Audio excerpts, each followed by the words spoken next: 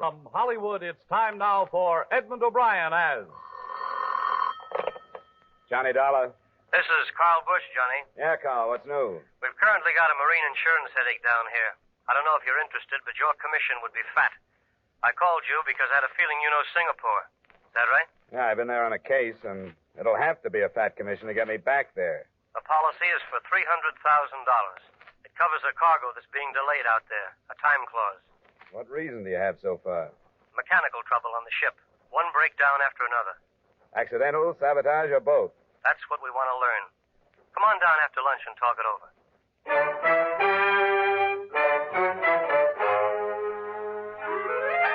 Edmond O'Brien in another adventure of the man with the action-packed expense account. America's fabulous freelance insurance investigator. Yours truly, Johnny Dollar.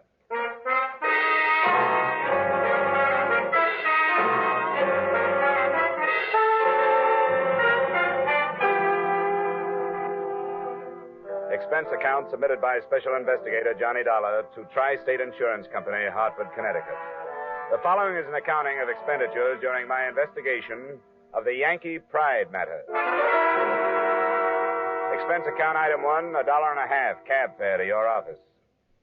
Maritime insurance is a bad gamble at best, Dollar. Looks like we're on the short end of this one. That I know about. I bet on Notre Dame last Saturday. You aren't alone. This is a cargo of tin bound for a West Coast plant that's under government contract. Armament. Bearings, I think. Well, that's where that time clause you mentioned fits, huh? Right. They got a deadline, so they insured themselves. The way it stands, if that ship doesn't leave Singapore in a week, we start losing 2% a day on 300,000. You have an office in Singapore? Yes, but we haven't gotten any satisfaction from them. I don't know. That far away, you're out of touch. What's your man's name? Here, name's Ells, Vincent Ells. Here's the address. Yeah. Well, I guess I can get the rest of the dope from him. I'll get out of here as soon as I can get space. Good. It's been nice seeing you, Johnny. Let me know when your plane leaves. I'll send you a bouquet of bourbon or something.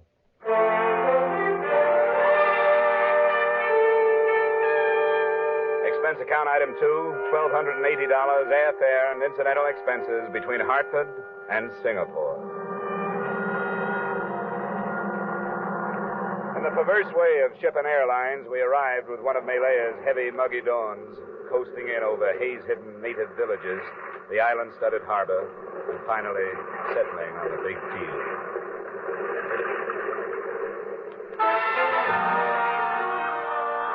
I finished customs by 9, napped in my room at the Hotel Europe till 10, and I was in Tri-State's office by 1 p.m. I'm happy to meet you, Mr. Dollar. Sit down. I trust you had a pleasant trip out. Well, it's a little too long to be pleasant, Mr. Ells, but those airline people do everything they can. Yes, you've been in the East before? A few times. Now, Then you know that the unexpected is more or less commonplace here. then what are you driving at? It's possible that you've come on an extremely dangerous mission, sir. Oh? On the other hand, perhaps it's only coincidence. One of my adjusters has been killed. He was working on this case? Yes, I'm afraid he was. What have you done about it? I turned the matter over to the police. Did you mention the situation, the delayed cargo? I did, but I rather think that they categorized him as an individual rather than as an insurance adjuster. Who was he? A young Chinese, Kufo Sun, an intelligent chap. I discussed the matter with him the morning previous to his death. That was 2 days ago. And he told me he was going to visit the ship in question, the Yankee Pride. The men on board said he never arrived. You don't think his death was a coincidence, do you? Instinctively, no, but it's true that death isn't rare in some quarters here. So I've heard. Hey, did this boy of yours leave a family? Anyone I can talk to? His parents were killed in the last unpleasantness, but there's a brother. They shared quarters. I'd like to have the address. Of course. It's in Den Cullen Street. Here you are. I won't bother directing you. Any rickshaw fellow will know where it is. But I believe he's employed by a Dutch concern. Wouldn't be at home till evening. That'll work out. I want to go talk to the chief engineer of that ship first anyway. Yes, I suppose you'll have to go. I only beg of you to proceed with great caution. The ship is down at the east docks.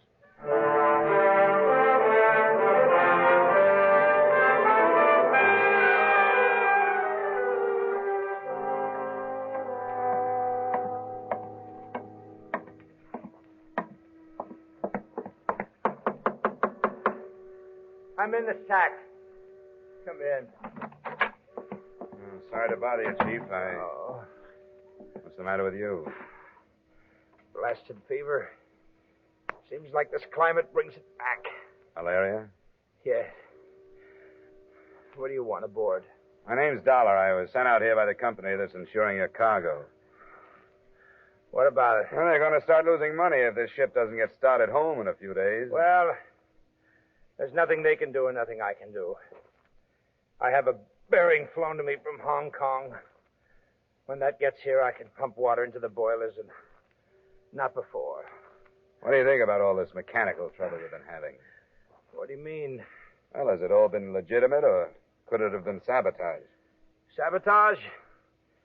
Now, who'd do that? I don't know. Well, it hasn't been sabotage. Bearings go and generators foul up without any help. Ask me, I've been nursing them for 15 years. When do you expect the stuff from Hong Kong? It's hard to say. People don't work the same out here as they do in the States. Well, I'll fly up there myself after your bearing if it'll get you out of here on time. Look, mister, I'm not in any shape to figure out anything now. I'm sick. I'll try and talk to the captain about it. Come back tomorrow. Will you?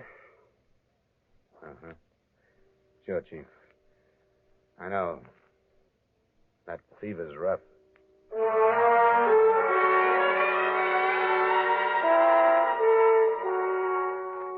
After dinner that night, I rickshawed towards the address of the dead Chinese adjuster.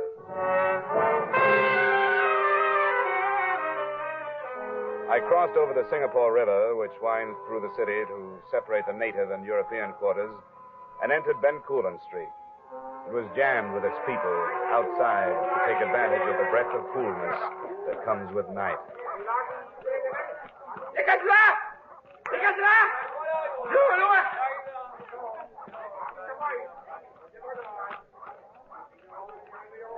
We're here, Tuan. Good. Which door? I point. Good. You go some other place, Tuan. I wait. All right, you wait.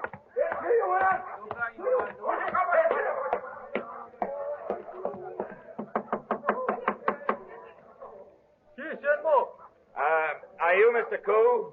Who asked? I'm an American. I want to talk to you about your brother. I will not talk. Why do you come here? I'm working for the company where your brother worked. I came all the way from America. Why won't you talk to me? You speak the truth. Yes, I have no reason to lie. You come then. You heard in America about my brother? No, but I'm here in Singapore to do the same job he was doing when he was killed. I wondered if there was some connection. Connection? Was he killed because of what he was doing or for some other reason? I do not know. I did not know what he was doing. Are you telling the truth? Yes. What are you afraid of? Why did you tell me you wouldn't talk about your brother? I do not want to die. Why would you die? Did someone tell you that you would if you talked about it? Yes. I cannot tell anything because I know nothing. That he will not believe. Who? Come on, you can trust me. I promise you I won't mention a word of this. He who came here before the police. I told him that my brother and I speak of other things, not work. But he made promise that I die if I speak to police. Who was this man? Did you know him? No, I have never seen him. Was he Oriental or Occidental? English. He would do low work, I think. The work of frightening people for some other. And you're sure your brother didn't say anything about his work the night or day before he was killed, huh? Anything about a ship named the Yankee Pride? Nothing. I have spent many hours remembering his last words to me. He spoke only of one new thing. A woman. With Forsoon, there was always new woman. With this one, he was filled with pride and excitement. She was Malayan. Perhaps she brought him death. The man that threatened you, did he ask you about her? He asked me everything that had been talked of, but I was frightened and did not mention her. Do you know her name or where I can find her? You will keep the secret? Well, I'll lie about when I got here. I'll tell her I talked to your brother that night before he died. Her name is Randi. There's a place of an Arab in Malabar Street. It is called Billy Parker. That is where he spoke of finding her. All right. I'll see if I can. Please. Kosun's death is a very heavy sorrow. But my death is in the future. Do not come back. To speak further of this would be to waste the future. I won't come back, Mr. Koo. Thanks for the help you've given me. Goodbye.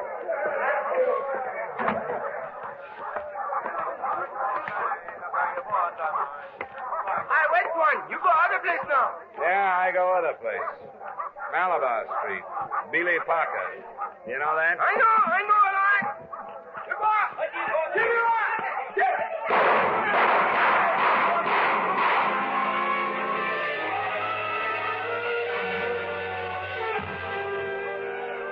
I didn't bother to go back. The crowd surging around the door I'd come out was enough to tell me what had happened. The future that Mr. Koo had been so anxious to protect had just ceased to exist.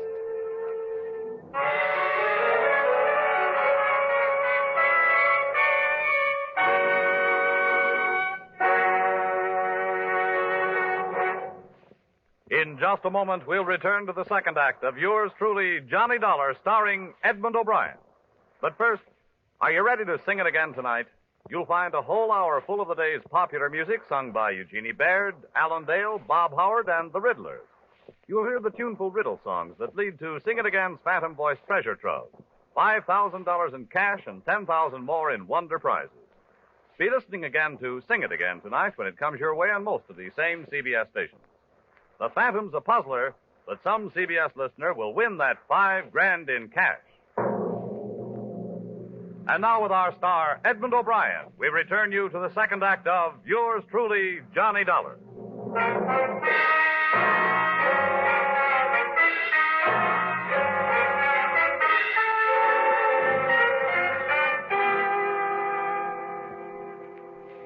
Telephones are still at a premium in the native quarters of Singapore. I wanted to report what had happened to Vincent Ells and tell him where I was going and why. So I tried to find one, but couldn't. The joint called the Billy Parker was a mixture of nationalities, languages, and tobacco smoke. I spotted two Occidentals as I went in.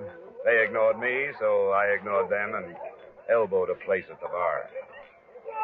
Hello, boss. What you drink? Any scotch? Oh, yes, sir. Got good scotch. I'll take one. Don't mix it. Hey, I'm looking for a girl named Rondi. She here tonight? Rondi? You go table. She serve you, boss. You pay her. Right. Rondi! Rondi! Come quick. I am Randy. I brought a drink for me. Is it all right? I'm glad you did. Sit down. Why did you ask for me? Well, a friend told me about you. You sound American. Are you? That's right. I know some Americans. Did one teach you to speak English? You speak very well. No, they do not teach me that. I learned from missionary school in Penang. You are surprised? I didn't know it showed. Everybody is surprised that Randy went to school. Some American friend told you about me? No, he was Chinese. His name was Kufo Soon. Before soon. He is no friend of mine. He's poor clerk. He told you about me? A couple of afternoons ago. Said he was coming here to meet you. He wanted to meet me, all right, but I did not want to meet him. He made fool of himself. That would be easy. What did he say about me? Oh, that you were beautiful. And that he was looking forward to seeing you. He said that because he was lonely. I know about men. That's why you think of me tonight? Because you are lonely? As a matter of fact, I am. What is your name? Dollar, Johnny Dollar. You tease me. Well, I'll admit it has a ring to it. No. I tease you. I know the name. In Penang, my father worked for a steamship line with that name. Are you in shipping business? No relation. Shall we get rid of the scotch? How do you say? Bottoms up. That's right. I think I like so soon better now. What do you mean? Because he told you about me.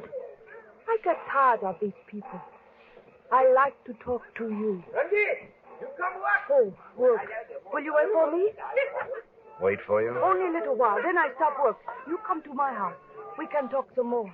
Please, you wait.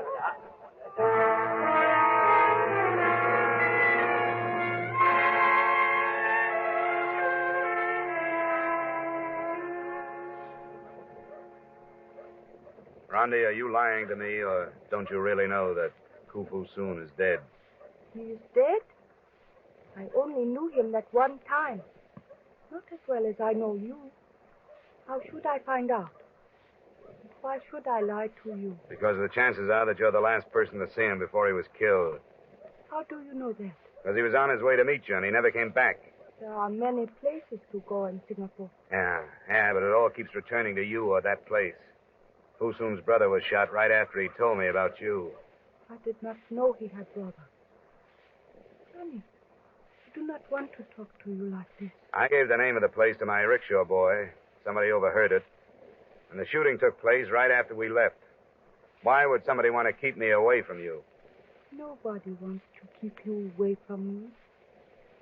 You are frightened? That's past. If they'd wanted to kill me, they would have by now. Why did you bring me here? I thought you understood. You are in trouble. Why don't you tell me? To listen to you, I would help you. Forget it. That would be better. I will help you forget, too. I'll make a drink. Pie. You like pie? Sure, anything. Do not think about your dead friends, John. You cannot help them now. You think of me. What else? Easy now. Easy. Sorry to interrupt. Hey, keep your pistol on him, Roy. Right. While I find out if he's got one. He's not on. Well, you should know, dearie. Well, now, ain't you going to get up? I don't see why I should. Because we're going for a little drive. That's why you should. Are you coming like a gentleman or otherwise? Roy! Yeah? Oh!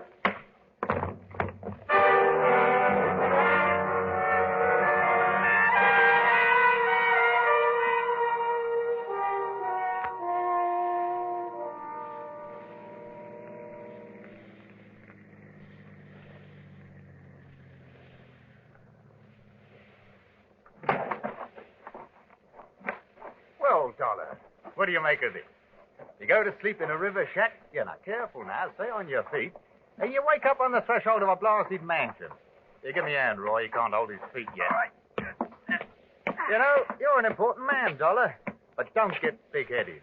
There's them that's more important. Major, here we are. I'm in the library. Come along. Right you are.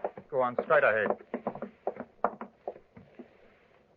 What on earth have you done to him? He was quite violent, sir. Yeah, help him to the chair.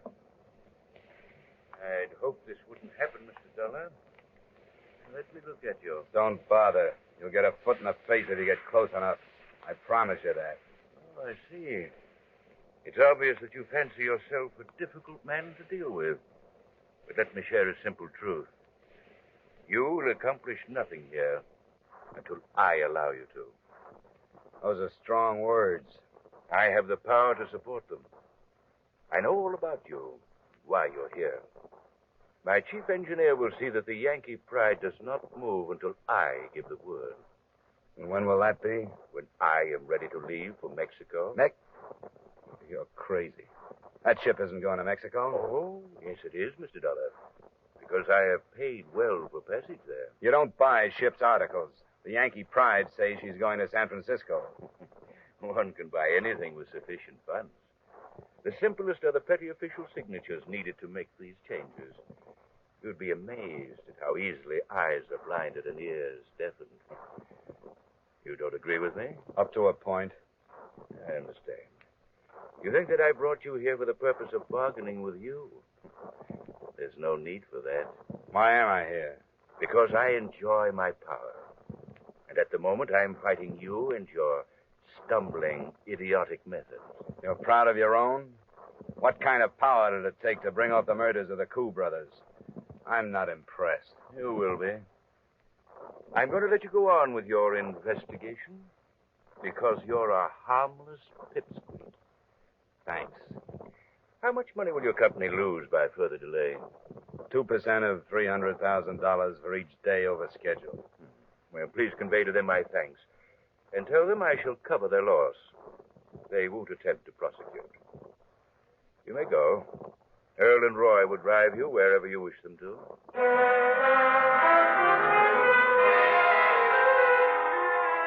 I retreated to my hotel room. But I knew one thing about him and thought I knew something else. His name, as spotted on an envelope on the way out, seemed to be Major Ralph Dixon, and I had a strong feeling that his weakness was his strength and vice versa. The man was power mad. In spite of my exhaustion, frustration didn't let me sleep too well through the rest of the night.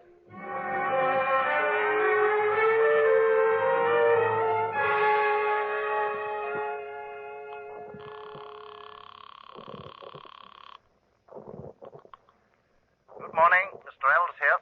This is Dollar. Well, I'm glad you phoned. I worried about what might happen to you last night. Well, don't think for a minute that it didn't happen. What do you know about a Major Ralph Dixon? Ralph Dixon? Yeah. Why, nothing. Who is he? Well, he boasts that he's the man behind our trouble. He's crazy, and I really mean that. Oh? He claims that he's bribed everybody concerned with the Yankee Pride sailing, including port officials. Mr. Dollar, you sound serious. I believe him.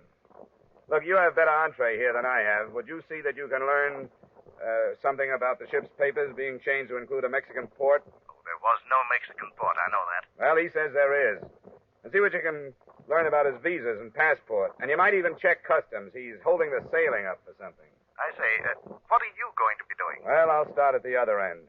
I know my way around the bottom.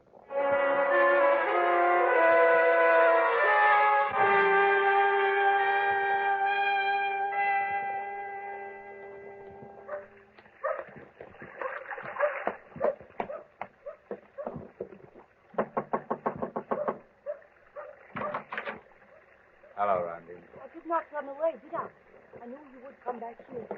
You aren't afraid of me, but you will be. Right now, you're afraid of the Major, and I don't blame you. 2 men were killed to keep you and the rest of us pawns afraid. Yes, I'm afraid of people. Many people are. You and 1 or 2 others are going to have to protect him by taking the blame for those 2 murders. You know that, don't you? Said there would be no trouble. That was before I came to town. I say there is going to be trouble. Because I'm going to turn you in. And the Major is so powerful that nobody will believe you when you tell the truth. You will pay for it all. Yes. I believe that. Well, don't you want to help yourself if you can? Why? You know his power. Not like you do, and I don't want to. I think he's crazy. And if I have to, I'll kill him. What can I do? Tell me what's behind it. Gold. From an inland sultanate who is afraid of invasion. They send their gold out when they can. The Major is making the arrangements. How much, do you know? I've only heard. Almost 100 million. American standard? Yes, American. It has been delayed in its journey here. What can you do against power like that, Johnny? If we can get high enough, we'll break him. The man I'm working with on this is checking every official the Major claims to have paid off. How do you know that? What do you mean by that? You are speaking of Mr. L? That's right. He is only a human being. He is as greedy as any of us. I do not think he is asking questions. He's been bought, too. Huh? Yes. You, the captain, the engineer, the officials, L. You too, Johnny. If you were wise. Did they tell you to say that? It does not matter. Yes, they did. They told me to warn you. I'm glad to hear that. Why should you be glad? Because it means he's afraid of me. What else were you supposed to tell me? Only about Mr. Els. Yeah. Mr. Els is as good a place to start as any.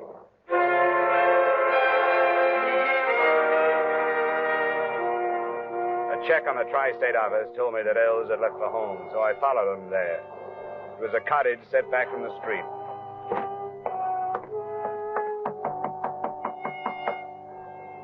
No one answered my knock.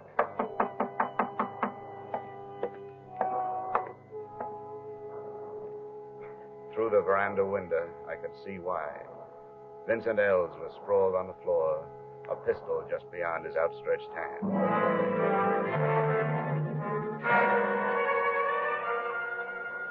On the way to Major Dixon's, I stopped at my hotel long enough to get an automatic out of my luggage.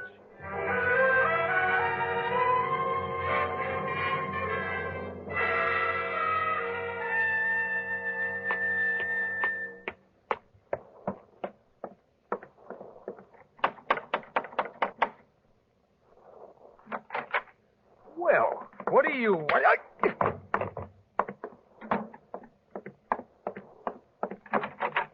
the meaning of this? I just left Vincent L's house. Oh, yes. I've been advised that the poor man took his own life. Perhaps you can profit from his act. I think I can. What happened? Did he turn on you? Let us say that he didn't appreciate his position with me. He miscalculated my strength. Naturally learned there was nothing left for him to live for. How have you fared? I've done all right. I've finally realized that there's only one way to stop you. Oh? And what is that? To kill you. Have you thought of that? Oh, see here. I'm a man of influence. You'd not be rewarded. You'd be prosecuted. I think you're a man of influence only in your own mind. Your influence is due partially to money, but more to fear. Els turned on you and you killed him. The girl Rondi would if she weren't afraid. Ah, but she is. She wouldn't be if you were dead. I want you to come with me. And where would we go? Down to the police commissioner, where I want you to list every bribe and killing you've been involved in. Ridiculous. I have an appointment at the club. You'll pardon me, I'm sure. I know about the gold, Major. Oh, you do you? What do you propose doing about it? I'm going to stop it. You? Don't try to leave, Major. Major? You fool. Stupid little fool.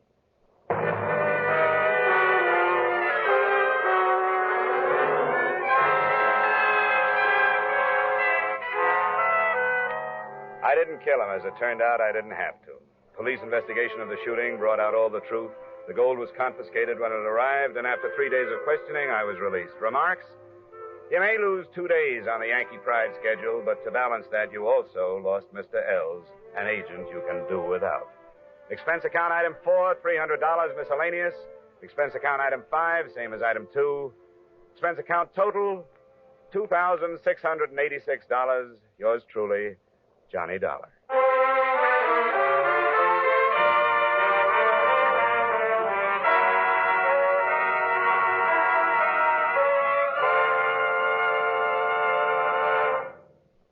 Yours truly, Johnny Dollar, stars Edmond O'Brien in the title role and is written by Gil Dowd with music conducted by Alexander Courage. Edmond O'Brien may soon be seen in the Paramount Pictures production Warpath. Featured in tonight's cast were Virginia Gregg, Bob Sweeney, Tudor Owen, Bill Johnstone, Wally Mayer, Jack Crucian, and Ben Wright. Yours truly, Johnny Dollar, is produced and directed by Jaime Del Valle.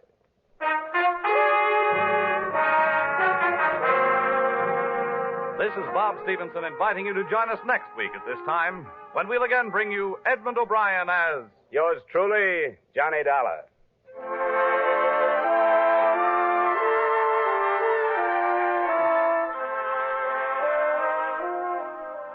There's Saturday night fun with the younger married set when Lucille Ball and her favorite husband come along later this evening on most of these same Columbia stations. Now stay tuned for Vaughn Monroe's Caravan, which follows immediately on most of these same CBS stations. This is CBS, where Hopalong Cassidy rides every Saturday night on the Columbia Broadcasting System.